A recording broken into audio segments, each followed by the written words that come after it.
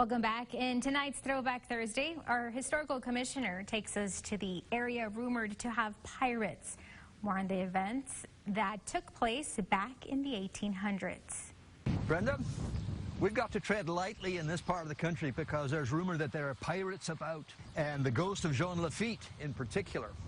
Now, he was definitely in this area. We are here in Laguna Vista, and behind me is Lafitte's well. As with any good pirate, there's all kinds of obscurity that is built around where he was born. He was either born in Bordeaux, France, or Santo Domingo, which is modern-day Haiti, and all that. One thing is for certain. He, in his family unit, as a young boy, he traveled from Santo Domingo, Haiti, to the New Orleans area in the 1820s. He and his brother, Philippe, took on an immediate business of piratery, and he became very, very good at it. The one island that he settled on was Barataria, and it was perfect for piratery.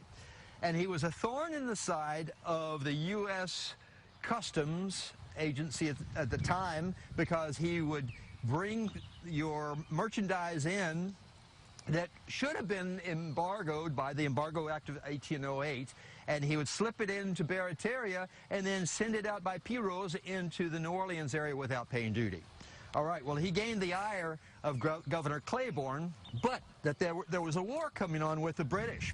And Andrew Jackson was smart enough that he took this man and his crew and his boats and all that, and they became the United States Navy, and they saved New Orleans. After the period where they no longer were at war with Britain and all of that, the next war on the horizon was Mexico with Spain. He was hired on by Spain to be a spy against Mexico. Then, of course, as any good pirate would do, he switched around, got to the point where he was robbing Spanish vessels on his way down through here. Now, at the time he came through, there was 1821, 1822, in that range. There was very, very primitive here. And on the old charts, there are 4 wells. This was one of them. He had to have drunk water and his men at this well. The slipway there at Brazos Santiago was perfect for piratery because you could come in and you can go on out and do whatever marauding that you needed to do. But his real resting place in this area, his home, was at Baghdad. Baghdad, on the mouth of the river, of the Rio Grande, was perfect for pirating because he could go in, up the river, and settle and whatever. The waters of this Gulf here were very, very lucrative for Jean Lafitte.